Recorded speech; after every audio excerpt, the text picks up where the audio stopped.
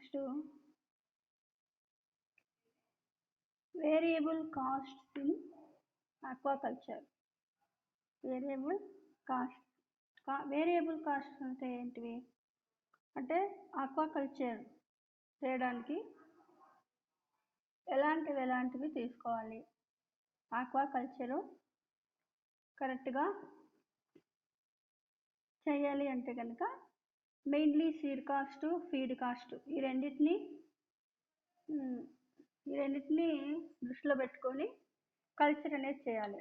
ఎందుకు వీటి కాస్ట్ గురించి తెలుసుకోవాలి, లాస్ట్ ఎండ్లో బెనిఫిట్ వచ్చిందా లాస్ వచ్చిందా అని తెలుసుకోవడానికి కల్చర్ అయిన తర్వాత, అంటే ఒక సీజన్ అయిన తర్వాత. అందుకోసం అనేసి వీటి కాస్ట్ గురించి ఖచ్చితంగా మనం తెలిసి పెట్టుకోవాల్సిందే. అలాగే చూడండి, the following are the variable cost in aquaculture. అంటే కింద ఉండే ఈ 2 కాస్ట్లు మెయిన్ ఉంటాయన్నమాట.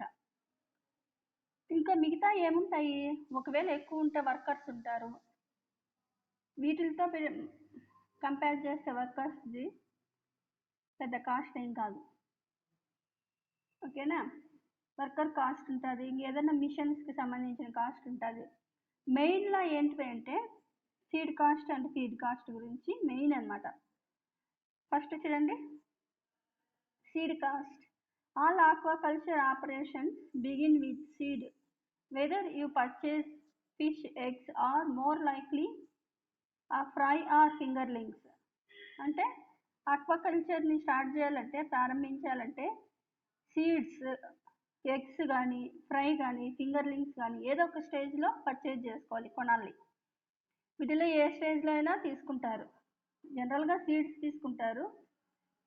ఈ స్టేజెస్లో ఉండేటి వాటిని కూడా ఫ్రై అంటే గుడ్డు నుంచి జస్ట్ బయట వచ్చిన దశ. నెక్స్ట్ ఎగ్స్ అంటే ఎగ్ అంటే ఫర్టిలైజ్డ్ అయినటువంటి eggs.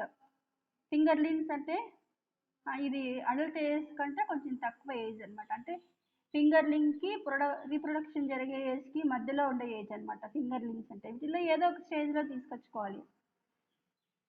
To determine the contribution of seed to production cost you will need to know or estimate.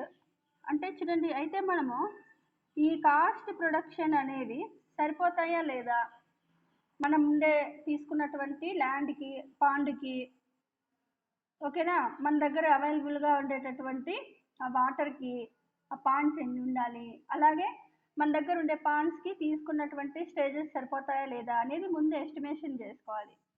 ఇంకా చూడండి, purchase price of seeds or if you have a hatchery the cost of production. ఓకేనా, అంటే seed కొన్న ధర ఎంత కొన్నారు అనే దాని గురించి. Survival rate from seed to market size and size fish you are going to harvest. ఓకేనా, అంటే కొంటాం కదా, తర్వాత అవి పెద్దవైన తర్వాత మార్కెట్ సైజ్కి వచ్చాక వాటిని అమ్మడం.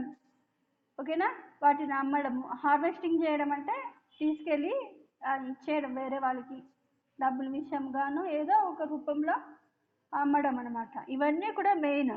అంటే మెయిన్ వీటి కాస్ట్ అంతా ఎంత అయింది, ఇవి పెంచడానికి ఎలాంటి ఫెసిలిటీస్ పెట్టాము, దానికి అంతటికి కావాల్సిన ఖర్చు ఏంటి, మెయిన్లీ సీడ్ కాస్ట్ ఎంత ఉంది అనేది మెయిన్ అమ్మ. నెక్స్ట్ చూడండి, feed cost. Food may be the most expensive cost in raising fish to harvest size. అంటే ఫుడ్ అనేది చాలా ఇంపార్టెంట్, మరి చాలా చాలా ఎక్స్పెన్సివ్. అంటే ఏంటి, చాలా డబ్బులు అవుతాయి అనేసి. హార్వెస్ట్ సైజ్ వరకు వాటిని పెంచాలంటే ఈ ఫుడ్ అనేది చాలా ఇవ్వాల్సి వస్తుంది, చాలా ఖర్చు కూడా అవుతుంది. To determine the contribution of feed to production cost per rupee of fish it is necessary to know the. అంటే చూడండి, వీటి ఫుడ్ చాలా ఖర్చు కదా, అలాగే మనము ఈ ఫిషెస్కు ఎంత ఫీడ్ ఇస్తున్నాము అనే దాని గురించి ఖచ్చితంగా మనము గుర్తించుకోవాలి. అంటే ఖచ్చితంగా చూసుకోవాల్సినటువంటి విషయాలు. మరి కింద చెప్పినటువంటి విషయాలు ఫాలో అవ్వాలి. ఏమంటే చూడండి, per rupee cost of feed అంటే ఎంత డబ్బులు అయింది, ఫీడ్కి ఎంత డబ్బులు అయింది, market size or weight you expect to added to the fish from seed to harvest.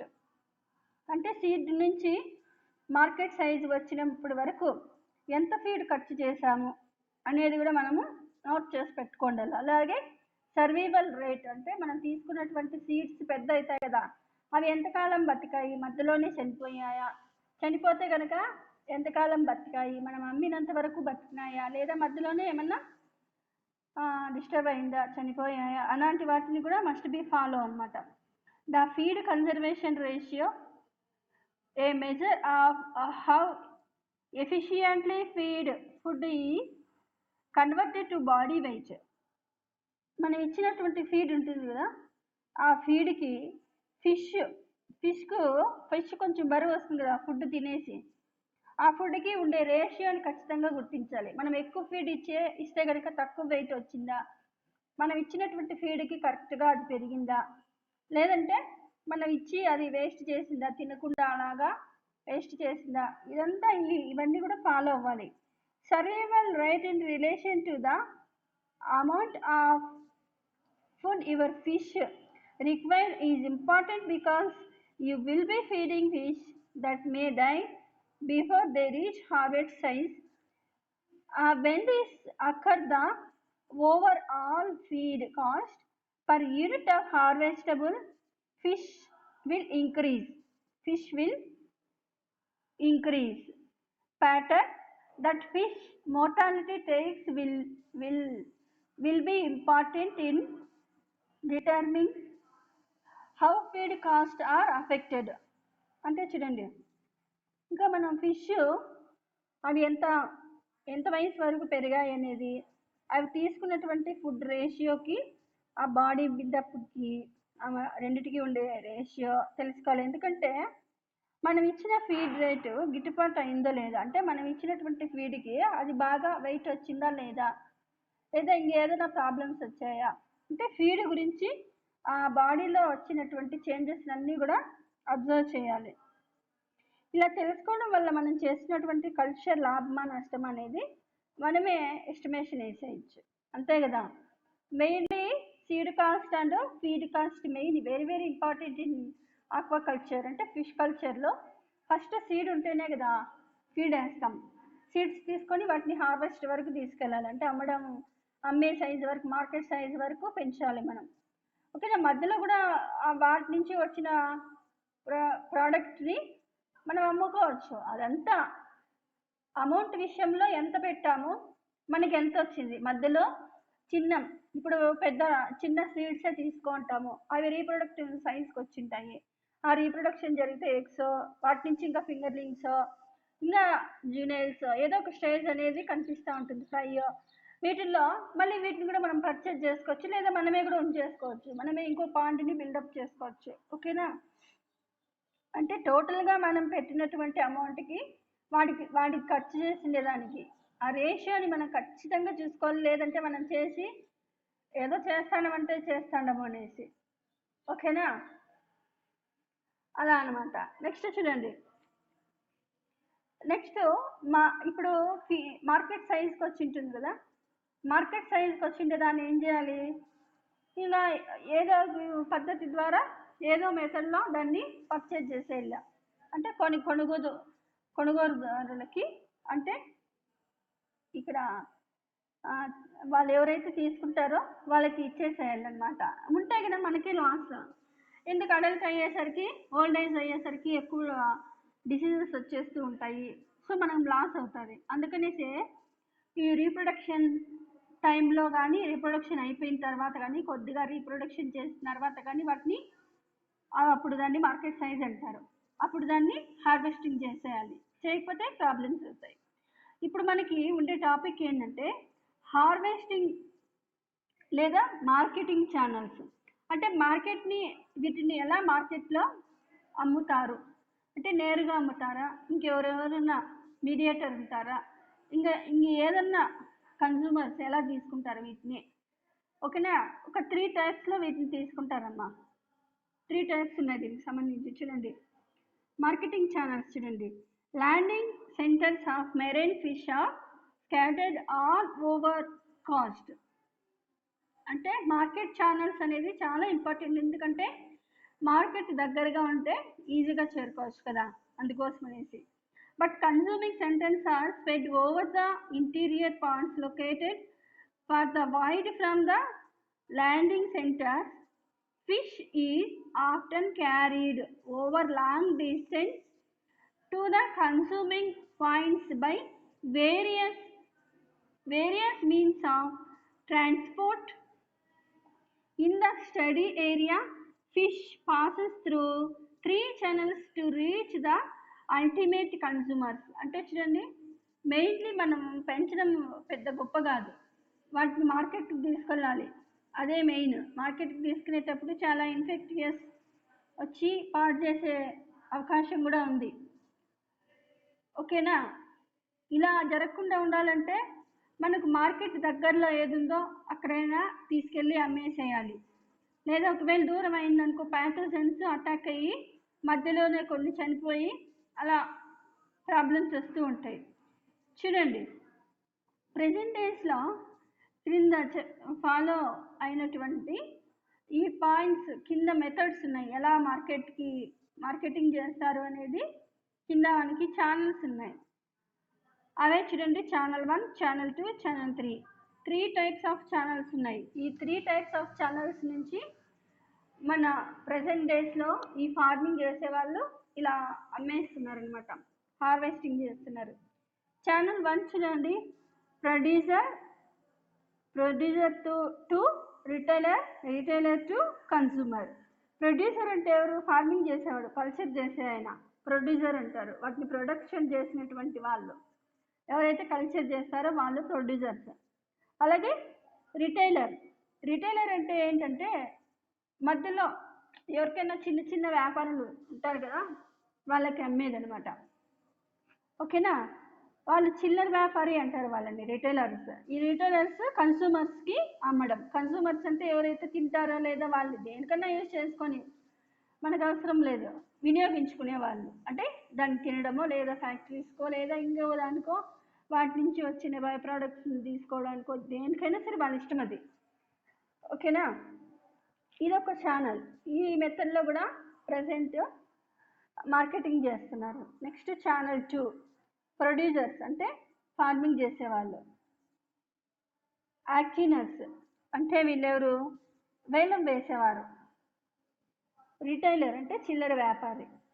తర్వాత కన్జ్యూమర్ అంటే ఫస్ట్ చూడండి, ప్రొడ్యూసర్ అనే ఆయన ఎవరైతే ఫార్మింగ్ చేస్తాడో ఆయన యాక్టినర్కి ఇస్తాడు, అంటే ఆయన చెరువునే వేలం పాట పడుతూ ఉంటారు, ఎవరో ఒకరు తీసుకుంటారు అనమాట. ఒకరు వస్తారు మీడియేటర్ అనే ఆయన వచ్చి వేలం పాట పడతారనమాట. ఇంత డబ్బులు మొత్తం చెరువే, అంటే చెరువులో ఎన్నుండేది ఎస్టిమేషన్ చేసుకుంటారు ఫిషెస్, అవి ఎన్నుండేది చూసి అది ఇంత రేటు అనేసి వేలం వేస్తూ ఉంటారు. అంటే ఆ వేలం పాట అంటుంటారు దాన్ని. అది వాళ్ళు చెప్పినటువంటి రేట్ కంటే జనరల్గా ఎక్కువే పోతూ ఉంటుంది, ఓకేనా. ఎవరైతే వేలం పాట వేసింటారో ఇంకొకరు ఎవరున్నా వాళ్ళకి నచ్చి తీసుకుంటారు, వాళ్ళని ఏమంటారు? చిల్లర వ్యాపారి అంటారు, ఓకేనా. వీళ్ళనే రిటైలర్స్ అంటారు. ఇది రిటైలర్స్ ఏం చేస్తే మళ్ళీ వాడి ఇష్టం, వాడన్నా అమ్ముకోవచ్చు, వాడి ఇష్టం మళ్ళీ ఇది, వాడేదైనా యూజ్ చేసుకోవచ్చు లేదా ఎవరికైనా కూడా అమ్మేసుకోవచ్చు, ఓకేనా. కన్జ్యూమర్స్ అంటే దాన్ని యూజ్ చేసుకునే వాళ్ళు తీసుకుంటారు. అది సెకండ్ ఛానల్. థర్డ్ ఛానల్ చూడండి, ఛానల్ 3, ప్రొడ్యూసర్, రిటైలర్, హోల్సేలర్, అలాగే రిటైలర్, కన్జ్యూమర్. అంటే ఇక్కడ రిటైలర్ 2 చోట్ల వచ్చినారు. ఇంతవరకు ఒక్కొక్క రిటైలర్సే ఉండేవాళ్ళు. ఇక్కడ ఒక్క మధ్యవర్తిలో ఉండే ఒక వ్యాపారి పోతుంది, మళ్ళా హోల్సేల్గా అమ్మే వాళ్ళ దగ్గరికి వెళ్తుంది, మళ్ళీ మధ్యవర్తులకు పోతుంది, మళ్ళీ దాన్ని యూజ్ చేసుకునే కన్జ్యూమర్స్కి వెళ్తూ ఉంటుంది. ఫస్ట్ చూడండి, ప్రొడ్యూసర్స్ అంటే కల్చర్ చేసేవాడు.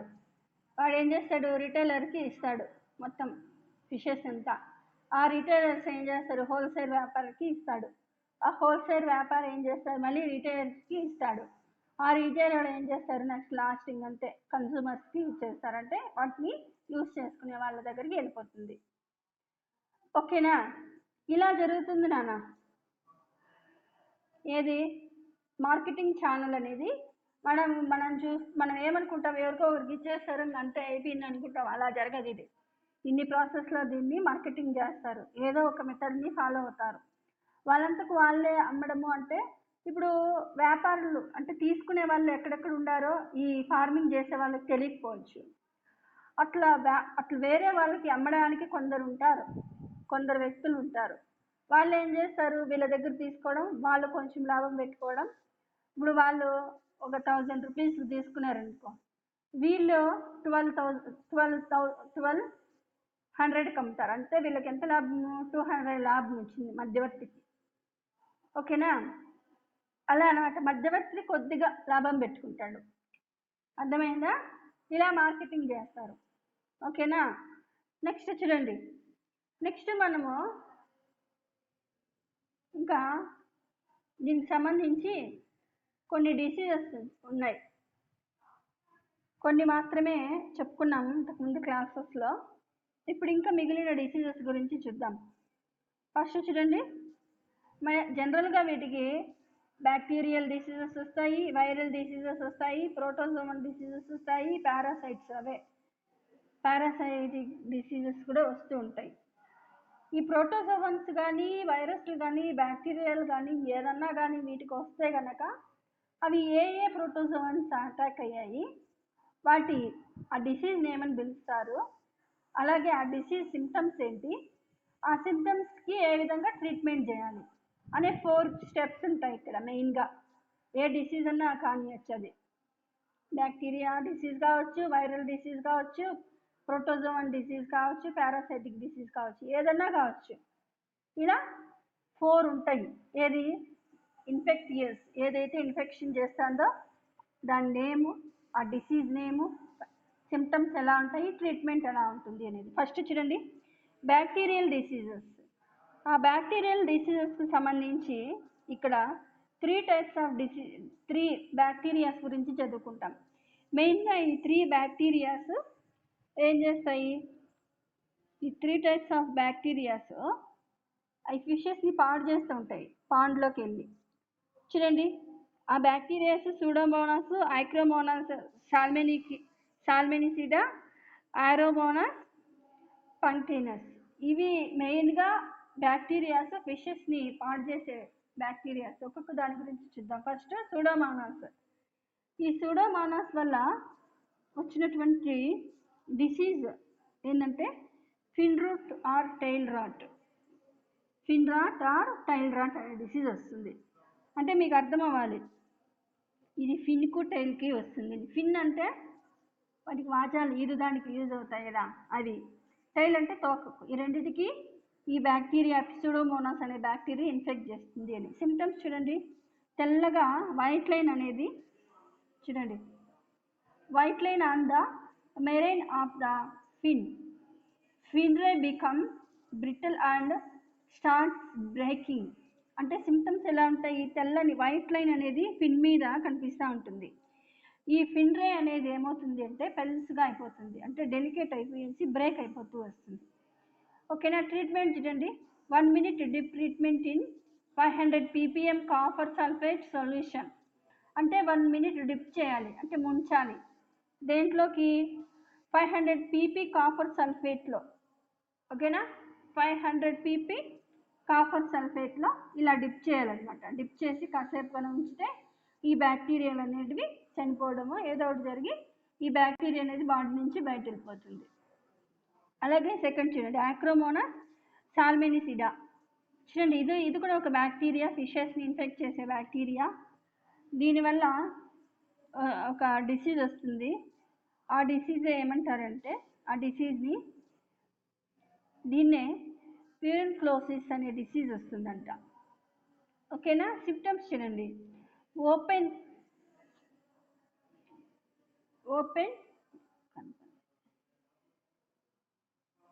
చూడండి, open sores or ulcers on the body. అంటే చూడండి, దీని సిమ్టమ్స్ ఎలా ఉంటాయి, అల్సర్స్ బాడీ మీద కనిపిస్తాయి. అల్సర్స్ అంటే ఏంటివి, చిన్న చిన్న పుండ్లు అంటారు, వూండ్స్. అల్సర్స్ అల్సర్ అంటే ఒక్కటే ఉండదన్నమాట, అది ఎలా అవుతుందంటే ట్రాన్స్మిట్ అయిపోతూ ఉంటుంది, బాడీ అంతా పాకిపోతూ ఉంటుంది. ఓకేనా. నెక్స్ట్ చూడండి, ట్రీట్మెంట్ చూడండి. ఈ ట్రీట్మెంట్ చూస్తే చూడండి, డిప్ ట్రీట్మెంట్ ఇక్కడ కూడా 1 minute in 1:2000 copper sulphate solution for 3 to 4 days. ఒక 1 minute ఏం చేయాలి, 1:2000 అంటే ఈ రేషియోలో కాపర్ సల్ఫేట్ సొల్యూషన్ని 3 to 4 days, అంటే ఒకరోజు 1 minute డిప్ చేసి వెళ్ళాలి, ఇంకొక రోజు కూడా అలాగే ఇదే సొల్యూషన్లో డిప్ చేయాలి, ఇంకొకటి అలా డిప్ చేస్తూ ఉండాలి. ఓకేనా. నెక్స్ట్ చూడండి, నెక్స్ట్ డిసీజ్ ఏంటి, యాక్రోమోనాస్. నెక్స్ట్ పంక్టైన్స్. చూడండి, డ్రాప్స్పీ అనే డిసీజ్ వస్తుంది. దీని సిమ్టమ్స్ ఎలా ఉంటాయో చూడండి, accumulation of fluid inside the body cavity, scales protrusion, exophthalmic condition. అంటే దీని సిమ్టమ్స్ ఎలా ఉంటాయంటే చూడండి, దీని సిమ్టమ్స్ ఎలా, బాడీ ఫ్లూయిడ్ అంతా కూడా ఒక చోటికి అక్యూములేట్ అవుతుంది, అంటే ఒక చోటుకి వచ్చి గుమ్మిగూడుతుంది. ఫ్లూయిడ్ అంతా బాడీలో సర్క్యులేట్ అవ్వాలి కదా, అలా అవ్వకుండా ఒకే చోట నిలిచిపోతుంది అనమాట. సో స్కేల్స్కి కూడా ప్రాబ్లం అవుతూ ఉంటాయి. కన్నుగుడ్లు అంటే ఐబాల్స్ అనేటివి ఎలా ఉంటాయి, బయటకు వచ్చినట్టుగా ముందుకు పొడుచుకొని వచ్చినట్టుగా కనిపిస్తాయి అనమాట సిమ్టమ్స్. ఓకేనా. ఇక్కడ కూడా డిప్ ట్రీట్మెంట్ ఉంది. ఈ డిప్ ట్రీట్మెంట్లో చూడండి 2 minutes డిప్ చేయాలి. దేంట్లో అంటే 5 ppm పొటాషియం పర్మాంగనేట్ సొల్యూషన్లో 5 minutes ఇలా డిప్ చేస్తే కనుక ఈ డిసీజ్ తగ్గుతుందన్నమాట. నెక్స్ట్ చూడండి, నెక్స్ట్ ఇంకా అంటే ఇక్కడ సమ్ బ్యాక్టీరియా, అంటే బ్యాక్టీరియా ఇవ్వలేదు ఇక్కడ, కానీ బ్యాక్టీరియా డిసీజ్ ఇది ఐ డిసీజ్, అంటే దీనికి కంటికి సంబంధించినటువంటి డిసీజెస్ అనేటివి వస్తూ ఉంటాయి. నెక్స్ట్ చూడండి, సిమ్టమ్స్ ఎలా ఉంటాయి, దీని సిమ్టమ్స్ ఎలా ఉంటాయి అంటే cornea of eye becomes vascularise and later becomes optic eyeball gets dilated. అంటే చూడండి, కంటిలో అంటే ఐలో కార్నియా లేయర్ ఉంటుంది కదా, అదేమవుతుందంటే వాస్కులరైజేషన్ అవుతుంది, అంటే వ్యాకోచిస్తుంది. కార్నియా ఎలా అవుతుందంటే పర్మియబిలిటీ, అంటే పారదర్శకంగా చేంజ్ అయిపోతుంది. అలాగే ఇక్కడ విజన్ అనేది కూడా తగ్గిపోతుంది, డిలైడ్ అంటే ఐబాల్ గెట్స్ డిలైడ్, అంటే ఐబాల్ లేకుండా అయిపోయేసి కంటి చూపు తగ్గిపోతూ వస్తుంది. ట్రీట్మెంట్ చూడండి, దీని ట్రీట్మెంట్ 2-3 రోజులు. ఓకేనా. ఇది చూడండి, ఏం చేయాలి, ఒక్కొక్క రోజు 1 hour పెట్టాలి ఇక్కడ, అట్లా 3 days పెట్టాలి. ఒక్కొక్కసారి ఏం చేయాలి, 1 hour చూడండి, chloromycin bath for 1 hour for 2 to 3 days. ఓకేనా. క్లోరోమైసిన్లో బాత్ చేయించాలంటే దాని మీద పోయడము, లేదా క్లోరోమైసిటిన్ అనేటటువంటి సొల్యూషను ఒక టబ్లోకి వేసి దాంట్లో కన్నా దాన్ని పెట్టాలి కాసేపు, ఎంతసేపు 1 hour పెట్టాలి. ఓకేనా. ఇలా ఇవన్నీ ఇప్పుడు ఇందాక చెప్పుకున్నటువంటివి కూడా ఇక్కడ ఫస్ట్ మీకు చూపిస్తున్నాను చూడండి స్క్రీన్ మీద. ఇవన్నీ కూడా బ్యాక్టీరియల్ డిసీజెస్ ఇలా ఉంటాయి. Next fungal disease. మనకి ఇక్కడ ఒక డిసీజ్ మాత్రమే మనకి ఇక్కడ చూపించారు, ఫంగల్ డిసీజ్. చూడండి, ఈ ఫంగల్ డిసీజ్ సాప్రోలెగ్నియా పారాసైటికా ఫంగస్. ఆ ఫంగస్ నేమ్ ఏంటి అంటే సాప్రోలెగ్నియా పారాసైటికా.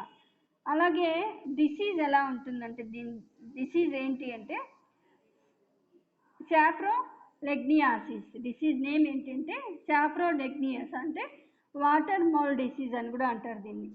ఓకేనా. సిమ్టమ్స్ చూడండి ఎలా ఉంటాయో, దీని సిమ్టమ్స్ చూడండి. ఓకేనా. డిస్క్ ఆఫ్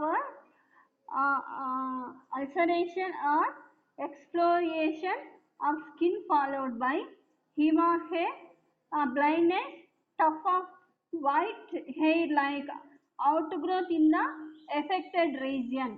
అంటే ఇక్కడ ఏమైంది అంటే పుళ్ళు అనేటివి అల్సర్స్ అనేటివి వస్తాయి, స్కిన్ నుంచి కూడా బ్లడ్ కారడము, అలా బ్లడ్కి సంబంధించిన ప్రాబ్లం వస్తాయి స్కిన్లో. అలాగే బ్లైండ్నెస్ వస్తుంది, చేప కంటే కళ్ళు కనపడకుండా అయిపోతాయి. అలాగే చూడండి స్కిన్ మీద వైట్ హెయిర్ లాంటి ఒక రాడ్ లాగా బయటకు పొడుచుకొని వస్తూ ఉంటుందమ్మా.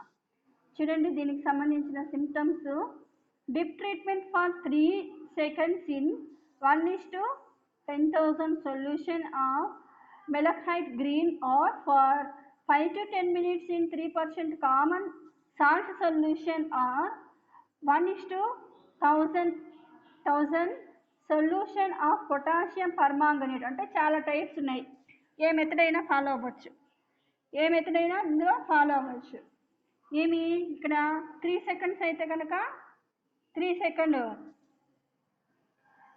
ఇది మెలక్సైట్ గ్రీన్లో 3 seconds అయినా డిప్ చేయాలి, లేదా 5 to 10 minutes 3% common salt solution మనం వాడుతుండే సాల్ట్ సొల్యూషన్లో అయినా డిప్ చేయాలి, లేదా పొటాషియం పర్మాంగనేట్లో అయినా డిప్ చేయాలి. ఏదైనా ఓకే, మనకి ఏది అవైలబుల్గా ఉంటే అది చేయాలి ఇక్కడ. ఓకేనా? ఇదేంటి, దేనికి సంబంధించింది? Fungal disease. నెక్స్ట్ చూడండి వైరల్ డిసీజ్. వైరల్ డిసీజ్ కూడా మనకు ఒకటి ఇచ్చారు, ర్యాబ్డో వైరస్. ర్యాబ్డో వైరస్ అనేది ఒకటి ఇచ్చారు. వైరల్ హీమార్గే అనేది వస్తుంది. అలాగే ఇక్కడ స్పెక్టికామియా అనేటటువంటి డిసీజ్ వస్తుంది. దీని సిమ్టమ్స్ చూస్తే అనీమియా మెయిన్ సిమ్టమ్. అలాగే pale discolouration of gills, swelling of eyes and belly. Next oedema of muscles, inflammation of intestine and becomes protruders. Anus become protruders. అంటే చూడండి ఇక్కడ అనీమియా వస్తుంది. అనీమియా అంటే ఏంటి? బ్లడ్ తక్కువ అవడం. ఏ బ్లడ్? రెడ్ బ్లడ్ సెల్స్, రక్తం అనేది తగ్గిపోతుంది అనమాట. గిల్స్ కూడా డిస్కలర్, అంటే కలర్ అనేది లేకుండా అయిపోతాయి. నెక్స్ట్ అలాగే ఐస్, బెల్లీ అంటే పొట్ట. ఈ ఐస్ బెల్లీ ఏమవుతాయి? ఇన్ఫ్లమేషన్ అవుతాయి. మజిల్స్లో వాటర్ అనేది స్టోర్ అయిపోతూ ఉంటుంది, ఉబ్బినట్లు కనిపిస్తాయి. అలాగే ఇంటెస్టైన్లో ఇన్ఫ్లమేషన్ ఆఫ్ ఇంటెస్టైన్ కూడా, అంటే ఇంటెస్టైన్ కొంచెం వాపు వచ్చినట్టుగా కనిపిస్తూ ఉంటుంది. ఐనస్ బికమ్ ప్రొట్రూడర్స్, అంటే ఐనస్ ఇట్లా బయటకి పొడుచుకొని వచ్చినట్టుగా కనిపిస్తూ ఉంటుంది. ఓకేనా? నెక్స్ట్ చూడండి సిమ్టమ్స్. చూడండి నో క్యూర్ ఆఫ్ VHS. అంటే ఇక్కడ ర్యాబ్డో వైరస్ వచ్చే డిసీజ్నే VHS అని కూడా అంటూ ఉంటారు. ఓకేనా? ఇలాంటి డిసీజ్ వస్తే కనుక క్యూర్ అవ్వదు నాన్న. అందుకనే ఏం చేయాలి? Is the best approach to control like other virus disease. కాబట్టి ప్రివెన్షన్ బెటర్ దాన్ క్యూర్ అనమాట. ఓకేనా? ట్రీట్మెంట్ చేసేదానికంటే కూడా ముందుగా ప్రివెన్షన్ చేయడం better. Contaminated water should be truly disinfected before use.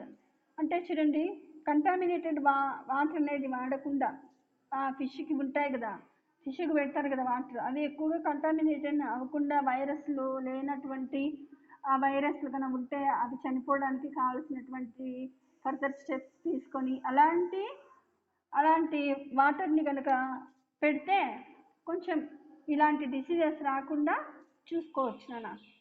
ఓకేనా? Viral disease rhabdo virus. దీనికి వచ్చే డిసీజ్ నేమ్ ఏంటి అంటే వైరల్ హీమార్హే సెప్టిసిమా. దీని అంతా షార్ట్ ఫామ్లో VHS అని పిలుస్తూ ఉంటారమ్మా. Anaemia main symptom. Next pale discolouration of gills, అంటే డిస్కలరేషన్ పేల్గా అయిపోతాయి. Swelling of eyes belly. అలాగే ఇన్ఫ్లమేషన్ కూడా స్వెల్లింగ్ వస్తుంది. అలాగే అడేమా ఆఫ్ మజిల్స్, అంటే మజిల్స్లో వాటర్ అనేది స్టోర్ అయిపోయి ఉబ్బినట్లుగా ఉంటాయి. ఐనస్ బికమ్ ఏంటి? ప్రొట్రూడెడ్, అంటే బయటకి ఇట్లా వచ్చినట్టుగా కనిపిస్తూ ఉంటుంది. అది వైరస్ సంబంధించినటువంటి మెయిన్గా వచ్చేటటువంటి డిసీజ్. నెక్స్ట్ ప్రోటోజోవన్ డిసీజెస్ చాలా ఉన్నాయి మనకి. ప్రోటోజోవన్ డిసీజెస్ చాలా ఉన్నాయి.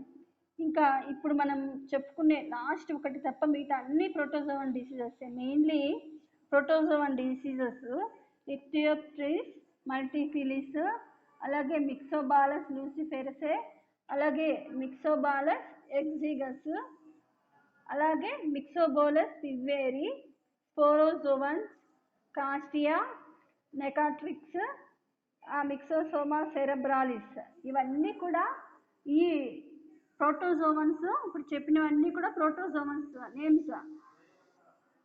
ఈ ప్రోటోజోవన్స్ ఏం చేస్తాయి?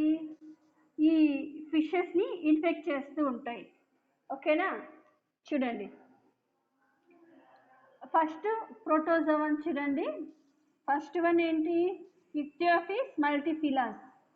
ఓకేనా? దీనివల్ల వచ్చే డిసీజ్ ఏంటి? Ichthyophthirius white spot disease. Ichthyophthirius white spot disease. Small whitish cyst of about 1 millimeter 12 mm diameter on the skin, gills and fins. అంటే స్మాల్గా వైట్ కలర్లో సిస్ట్స్ అనేటివి స్కిన్ మీద ఒక 1 డయామీటర్ వెడల్పుతో వస్తూ ఉంటాయి అన్నమాట. గిల్ అండ్ ఫిన్స్ మీద కూడా వస్తాయి ఇవి. స్కిన్ అలాగే గిల్స్, ఫిన్ మీద కూడా ఇలాంటి వైట్ కలర్ సిస్ట్స్, అంటే దాన్ని ఏమంటారంటే బుడ్డలు, అంటే నీళ్ళంతా చేరి ఇట్లా ఉబ్బి దాంట్లో నీరంతా చేరింటుంది, అలాంటివి వస్తూ ఉంటాయి. ఓకేనా? దీనికి సంబంధించిన ట్రీట్మెంట్ చూడండి. 5 days bathing in 2 mm methylene blue. ఓకేనా? Hourly deep treatment in 1:5000 formalin solution for 7 to 10 days. అంటే చూడండి, దీనికి సంబంధించి 2 రకాల ట్రీట్మెంట్ ఉన్నాయి. ఏదో ఒకటి ఫాలో అవ్వచ్చు, మనకి ఏది అవైలబుల్గా ఉంటే ఆ ట్రీట్మెంట్ని ఫాలో అవ్వచ్చు. చూడండి, 5 days వరకు 2 ppm మిథిలిన్ బ్లూలో బాతింగ్ చేయించాలి. ఓకేనా? అలాగే ప్రతి గంటకు 1:5000 ఫార్ములిన్ సొల్యూషన్లో 7 నుంచి 10 days 7 to 10 days బాత్ చేయించాలి. ఓకేనా? సరే, నెక్స్ట్ చూడండి. నెక్స్ట్ డిసీజ్, ఇవి కూడా ప్రోటోజోవన్సే. ప్రోటోజోవన్స్ సంబంధించినటువంటి డిసీజ్ ఇప్పుడు మనం కూడా డిస్కస్ చేసుకుంటుండేది. చూడండి, అదేంటి అంటే మిక్సోబాలస్ లూసిఫెరే. దీనివల్ల నాక్ట్ డిసీజ్ వస్తుంది. ఓకేనా? ఫస్ట్ చూడండి, దీని సిమ్టమ్స్ ఎలా ఉంటాయంటే large boils wearing from the size of A not to that of A hence egg on survival parts of body. అంటే చూడండి, రౌండ్ షేప్డ్ సిస్ట్, ఇలా రౌండ్ షేప్డ్ బాయిల్స్ అంటే కొంచెము రౌండ్గా అలా ఉండేటటువంటివి వేరియస్ సైజులో కనిపిస్తాయి అన్నమాట బాడీ మీద అక్కడక్కడ. దీని ట్రీట్మెంట్ చూడండి. Treatment bath in 3% common salt solution or in 1:2500 formalin solution for 10 minutes. 2 రకాల ట్రీట్మెంట్ ఉన్నాయమ్మా ఇక్కడ. 3% కామన్ సొల్యూషన్లో బాత్ చేయాలి, లేదా ఫార్ములిన్ సొల్యూషన్లో 10 minutes వరకు బాత్ చేయాలి. ఓకేనా? నెక్స్ట్ చూడండి, నెక్స్ట్ ప్రోటోజోవా మిక్సోబోలస్ ఎగ్జిగస్. దీనివల్ల వచ్చే డిసీజ్, దీనివల్ల ఒక డిసీజ్ వస్తుంది.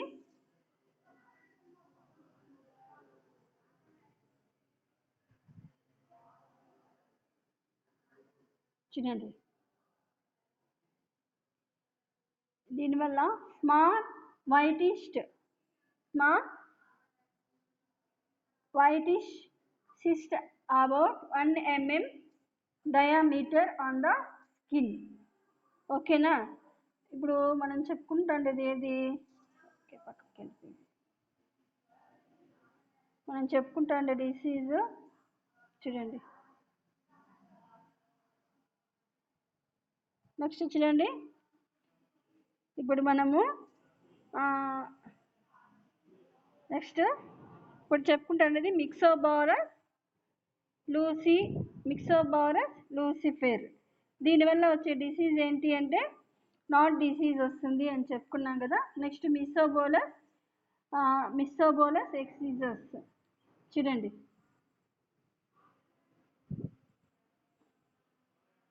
దీనివల్ల ఎలాంటి డిసీజ్ వస్తుంది అనేది చూడండి. 1 minute ఉన్నాను. వైరస్ డిసీజ్ అయిపోయింది కదా, వైరల్ డిసీజ్ అయిపోయింది. నెక్స్ట్ మనము ప్రోటోజోవన్ డిసీజ్ చెప్పుకున్నాం కదా. ప్రోటోజోవన్కి సంబంధించి నాట్ డిసీజ్ చెప్పుకున్నాము. ఇక్కడ చూడండి, ఇక్కడ ఉంది. ఓకేనా, నాట్ డిసీజ్ వస్తుంది అని చెప్పుకున్నాం కదా. నెక్స్ట్ చూడండి, దీని తర్వాత ఇది బాయిల్ డిసీజ్ వస్తుందమ్మా. మిక్సోబోలస్ ఫెవేరి వల్ల బాయిల్ డిసీజ్ వస్తుంది. Large boils wearing from the size of a knot of that of a hen's egg on the cervical parts of the body. దీని ట్రీట్మెంట్ కూడా ఇందాక మనం తెలుసుకున్నాం. నెక్స్ట్ చూడండి, నెక్స్ట్ ఏంటి, స్పోరోజోవన్స్ వల్ల వచ్చే డిసీజ్ ఏంటి అంటే pox disease. Next small Milky white spots raised 1 to 2 mm above the surface of skin. ఓకేనా, అంటే చూడండి మిల్కీ వైట్ స్పాట్స్ అనేటివి ఎక్కడ వస్తాయి, స్కిన్ మీద వస్తాయి. ఇవి ఎంత ఉంటాయి, డయామీటర్ 1 to 2 mm డయామీటర్ ఉంటుంది. దీని ట్రీట్మెంట్ చూడండి, intra peritoneal injection with 1 ml of 1% solution of arsenic compound. ఓకేనా, ఆర్సిల్. దీనికి ఏమి ట్రీట్మెంట్ ఇవ్వాలి అంటే, దీనికి చూడండి పెరిటోనియల్ లేయర్ ఉంటుంది కదా, ఆ పెరిటోనియల్ లేయర్కి ఇంజెక్షన్ చేయాలి. ఏమి ఇవ్వాలి మెడిసిన్ అంటే కనుక, సొల్యూషన్ అంటే కనుక ఆర్సెనిక్ కాంపౌండ్కి సంబంధించి 1 ml ఇవ్వాలి. అది కూడా 1% సొల్యూషన్ ఆర్సెనిక్ కాంపౌండ్ ఇవ్వాలి. నెక్స్ట్ చూడండి, నెక్స్ట్ ఏంటి, మిక్సోమా సెరెబ్రాలిస్. నెక్స్ట్ డిసీజ్ ఇది చూడండి, విల్లింగ్ డిసీజ్. దీన్ని ఏమంటారంటే విల్లింగ్ డిసీజ్ అంటారమ్మా దీన్ని. అలాగే చూడండి, caudal bend deformity of the oral region and blackening of tail region. అంటే కాడల్ ఏమవుతుంది అంటే తోక భాగం వంగినట్లు ఉంటుంది. డిఫార్మిటీ ఆఫ్ ఓరల్ రీజియన్ అంటే డిఫార్మిటీ అంటే కొంచెం నష్టం లాంటిది కలుగుతుంది ఓరల్ రీజియన్లో. అలాగే టైల్ రీజియన్ అనేది బ్లాక్ కలర్లోకి చేంజ్ అయిపోతూ వస్తుందంట. నెక్స్ట్ చూడండి, దీనికి సంబంధించి treatment, destroy all infections with by applying quick lime at the rate of 2. అంటే చూడండి, ఇక్కడ ఏం చేయాలి, ఇలాంటి డిసీజ్ వస్తే కనుక లైమ్ని అప్లై చేయాలి. ఓకేనా, అలాగే చూడండి, మనం ఆ పై డిసీజ్ చదువుకోలేదు. ఈ పై డిసీజ్ ఏమంటారంటే కాస్ట్రియాసిస్ అంటారు. ఇది blue coating on the skin లెస్సింగ్ as irregular patches. అంటే స్కిన్ బ్లూ కలర్లోకి అయిపోతుంది. అలాగే స్కిన్ మీద ప్యాచెస్ లాగా మచ్చలుగా ఎట్లంటే అట్లా వచ్చేస్తాయి. ఓకేనా, ట్రీట్మెంట్ చూడండి, bath in 3% common salt solution or in 1:2500 formalin solution for 10 minutes. అంటే దీన్ని బాత్ చేయించాలి. దేంట్లో అంటే ఫార్మలిన్ సొల్యూషన్లో బాత్ చేయించాలి. లేదా సాల్ట్ సొల్యూషన్లో అయినా కానీ 3 minutes నుంచి 10 minutes వరకు ఇలా బాత్ చేయించాలి. నెక్స్ట్ చూడండి, నెక్స్ట్ డిసీజ్ నెక్స్ట్ ఏంటంటే, నెక్స్ట్ ఇక్కడ మనకి సరిగ్గా కనపడలేదు కదా. ఓకేనా, ఇందాక ఇవి ప్రోటోజోవన్ డిసీజ్ వరకు చదువుకున్నాము. ఆ నెక్స్ట్ తర్వాత మిగిలిన దాని గురించి ఆ నెక్స్ట్ క్లాస్లో చూద్దాం. ఇప్పుడు మనం బ్యాక్టీరియల్ డిసీజెస్, వైరల్ డిసీజెస్, అలాగే బ్యాక్టీరియా, వైరల్, ప్రోటోజోవన్, వీటికి సంబంధించినటువంటి చాలా టైప్స్ ఆఫ్ డిసీజెస్ మనము ఇందాక చదువుకున్నాం కదా. ఇన్ని రకాల డిసీజెస్ అనేటివి మనకి ఈ ఫార్మింగ్ చేసేటప్పుడు వస్తూ ఉంటాయి. సో అప్పుడు ఆ ఫార్మర్ అనేది బాగా జాగ్రత్తగా వీటికి సంబంధించినటువంటి సిమ్టమ్స్ని చూసి ట్రీట్మెంట్ అనేది చేయాలి.